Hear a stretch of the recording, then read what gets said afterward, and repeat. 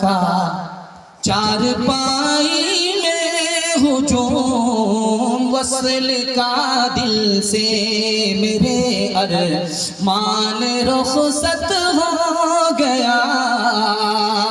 लात दुनिया ने जो मारी बन गया मैं दीनदार, लात दुनिया ने जो मारी बन गया मैं दीनदार, लात दुनिया ने जो मारी बन गया मैं दीनदार। थी बुरी ठोकर मगर शैतान रुखसत हो गया, थी बुरी ठोकर मगर शैतान रुखसत हो गया। जवानों के हवाले से 3 पैगाम 5 से 7 मिनट में ज़हमत तमाम। जवान सुनने के लिए तैयार, हाथ उठाइए इंशाल्लाह। बूढ़े लोग गलती से हाथ मत उठाइए, आप लोग दोबारा जवान होने वाले, सीधा जन्नत में जाकर के जवान। हमारा जवान कैसे तरक्की करेगा राज बता रहा। 3 मिनट का पैगाम है, आप इसको दिल की डायरी में नोट कीजिए। गारंटी है 1 साल में अल्लाह आपको 10 साल के बराबर तरक्की देगा। आपको सिर्फ 2 ही काम करना है, हलाल कमाना है, हिसाब से खर्च करना है। हलाल कमाइए, हिसाब से खर्च कीजिए। एक सहाबी है, ध्यान से सुनिए, हमारी तरफ तवज्जो कीजिए, दाया बाया हो जाएगा पैगाम। आप बहुत अच्छा सुन रहे हैं, मेरा दिल खुश हो गया। मैं तो घबरा गया था मेला को देख करके कि मेरा जनाजा ही उठेगा, लेकिन अल्लाह का शुक्र है आपको देख करके दिल खुश हो गया कि मेला को आपने जलसा बना दिया। अल्लाह जज़ाए खैर दे। ध्यान से इसको सुनिएगा। अब्दुल्लाह इब्न मसूद रज़ी अल्लाह अन्हु कहते हैं,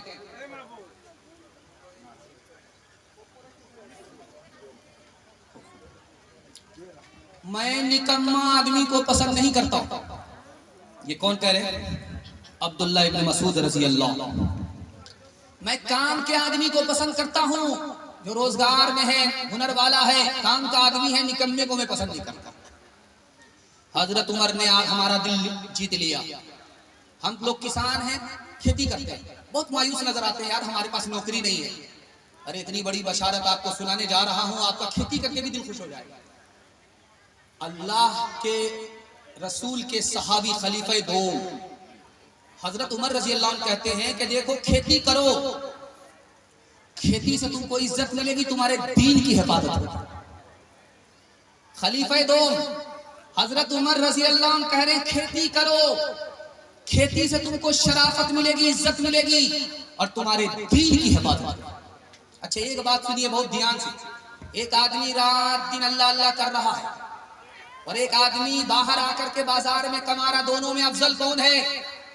इब्राहिम नखई बहुत बड़े मुहद्दिस हैं, वो लिखते हैं कि जो अल्लाह अल्लाह कर रहा है मस्जिद में बैठ करके, उससे अफजल वो बाजार में लेन देन करने वाला है, वो शैतान से जिहाद कर रहा है, इसलिए उसका दर्जा अफजल है।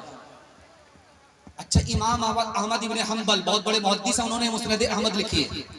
उन्होंने कहा कि एक आदमी मस्जिद में बैठ करके कह रहा है कि मुझे मस्जिद ही में रोजी मिलेगी, मैं बाहर नहीं कमाऊंगा। तो इमाम अहमद इब्न हंबल कहते हैं वो जाहिल है, वो पढ़ा लिखा नहीं। आखिरी बात आपके सामने बताने के लिए जा रहा हूं। अरे भाई आहिस्ता आहिस्ता कहिए ना, आपको पूरे जलसे को ही बर्बाद कर दीजिए। ध्यान से सुनिए, जल्दी से निकल जाएगा। हट्ठा कट्ठा उल्लू का पट्ठा, भीख का कटोरा लेकर के कटा, अल्लाह के नाम पर दे दो, अल्लाह के नाम पर दे दो। एक आदमी बोला कि यार तुम भिखारी हो तो बड़े बेशरम आदमी हो, तुम भीख मांग रहे हो या फुटबॉल खेल? बोला शर्म की क्या बात है, मेरा दादा इंटरनेशनल फकीर था, मेरा खानदानी पेशा है, मुझे कौन सी शर्म की बात है। अल्लाह के रसूल फरमाते हैं ये भीख, ये भिखारी, भीख मांगना ये जख्म है, इससे आदमी अपने चेहरे को जख्मी करता है। एक बात सुनाने के लिए जा रहा हूं। इस हिंदुस्तान में एक कौम है, उसका नाम है सरदार, पंजाबी। आप यहां से लेकर के पंजाब तक किसी को भीख मांगता हुआ दिखा दीजिए, चले जाओ, बिल्कुल भी नहीं, कहीं भी नहीं। पंजाबी किसी को, छोटा बड़ा अमीर गरीब किसी को भीख मांगता हुआ दिखा दे, नहीं मिलता। जो कौम भीख से बच गई, अल्लाह ने उसको सरबुलंदी अता फरमा दिया। इंशाअल्लाह हम भीख देने वाले बनेंगे, भीख लेने वाले नहीं बनेंगे। हाथ उठाइए इंशाअल्लाह। इंशाअल्लाह। बेटा की शादी में गाड़ी नकद होगी, हाथ उठाइए इंशाअल्लाह।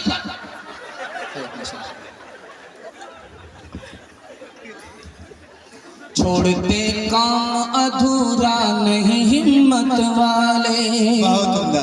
छोड़ते काम अधूरा नहीं हिम्मत वाले, काम पूरा नहीं करते कभी राहत वाले। हार जाते हैं बाजी ले जाते हैं जो लोग हैं मेहनत वाले, बाजी ले जाते हैं जो लोग हैं मेहनत वाले। हार जाते हैं सदा सुस्तियों गफलत वाले। पहले तुम काम करो बाद में आराम करो, पहले तुम काम करो बाद में आराम करो।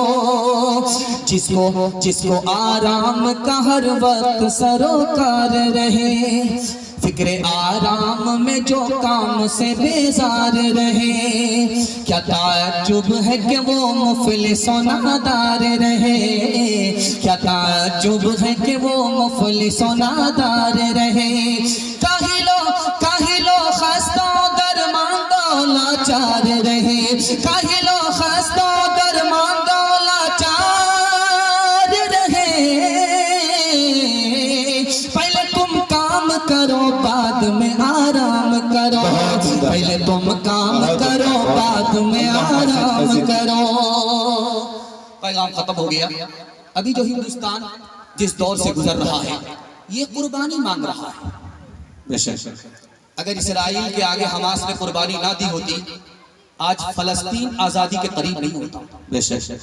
उसी तरह हिंदुस्तान आजादी चाहता है मुसलमानों की कुर्बानी से। हाथ उठा करके वादा कीजिए अगर कुर्बानी की जरूरत पड़ेगी इस मुल्क की आजादी के लिए, मुसलमानों को दोबारा हुकूमत दिलाने के लिए हम कुर्बानी देंगे इंशाअल्लाह। ध्यान से सुनिएगा, इनकलाबी लोग जो दुनिया में इनकलाब लाए, अपने मुल्क को आजादी दी, अपने मुल्क के लोगों के वतन को बचाया, कैसे लोग थे ध्यान से सुनिएगा। अफ्रीका के फातेह का नाम था उक़बा बिन नाफ़े रज़ी अल्लाहु अन्हु। जमीन को फतह करते करते समंदर के किनारे आ गए, हाथ उठा करके कहा मालिक ये दरिया रोकता है वरना तेरी जमीन को फतह करते करते वहां पहुंच जाता जहां सूरज गुरूब होता है। अंदलुस के फातेह का नाम था तारिक बिन ज़ियाद। उन्होंने मुसलमानों से कहा थोड़ी सी हिम्मत दिखाओ, दुनिया के तख्त ताज तुम्हारी जूतियों की ठोकरों में। अगर तुमने थोड़ी सी हिम्मत हार दी दुनिया के सफर से तुम्हारा नाम मिट जाएगा। याद रखो हिंदुस्तानी मुसलमानों, अगर तुमने बुज़दिली का सबूत दिया तो मुसलमान भी मिट जाएंगे, इस्लाम भी मिट जाएगा। थोड़ी सी हिम्मत दिखाओ, मुसलमान भी बाकी रहेंगे, इस्लाम भी बाकी रहेगा। इराक के फातेह का नाम था खालिद बिन वलीद रज़ी अल्लाह अन्हु। उन्होंने कहा ओ नौजवानों तुम डरते हो मौत से, देखो खालिद बिन वलीद से मौत डरती है। मैं चाहता था कि मैदान में मेरी मौत आए, शहादत की मौत आए, लेकिन मेरी मौत बिस्तर पर आ रही है। कौन कहता है मैदान में उतर जाने के बाद मौत आती है, वहां से भी जिंदा वापिस आता है। वक्त से पहले कोई मरता नहीं है, वक्त के बाद कोई जिंदा रहता नहीं। बहुत ईरान के फातेह का नाम क्या था? साद बिन अबी वक्कास। सामने दरिया है, कश्ती नहीं है।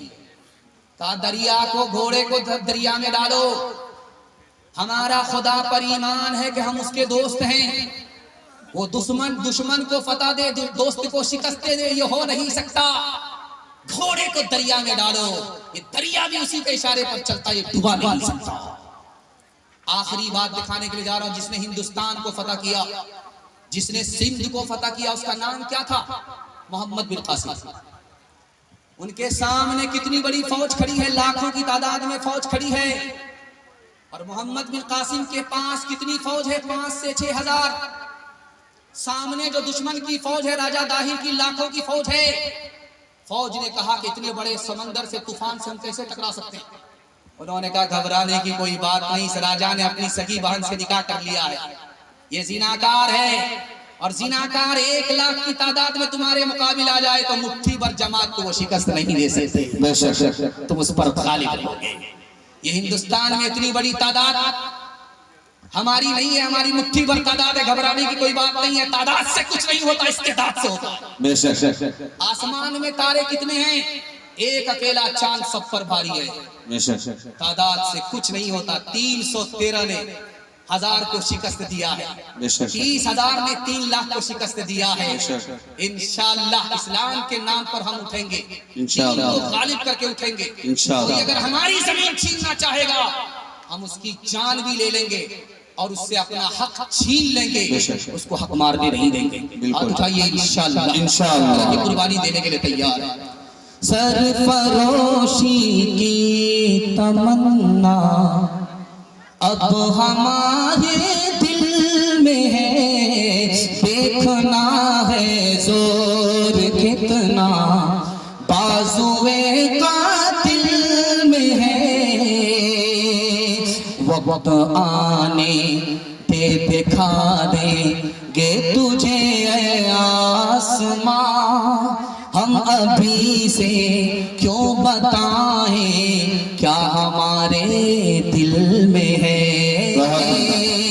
अब न अगले वलवले हैं और न वो अरमा की भी, अब न अगले वलवले हैं और न वो अरमा की भी, अब न अगले वलवले हैं और न वो अरमा की भी।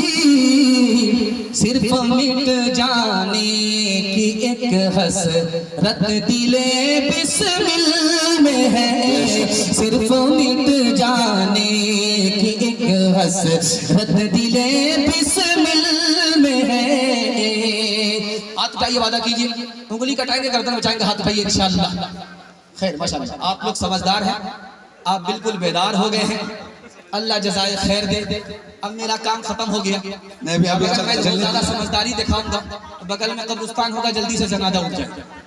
ध्यान से सुनिएगा, आखिरी पैगाम अपने जवानों के हवाले से। बंगाली लोग भी हैं, बंगला जबान में भी आ जाएगा इंशाअल्लाह, वो तो निकल गया, उसी वक्त में याद दिला देना था। खैर आखिरी वक्त में फरमाइश के नाम पर आ जाएगा। ध्यान से सुनिएगा, शराब के हवाले से पैगाम है, सुनने के लिए तैयार है? हाथ उठाइए इंशाअल्लाह। बहुत अच्छा पैगाम है, शराब से बच जाइए, अल्लाह आपको हर मुसीबत से बचा लेगा। शराब हराम क्यों है? अकल बर्बाद हो जाती है, उसकी हिफाजत के लिए शरीयत ने शराब को हराम किया।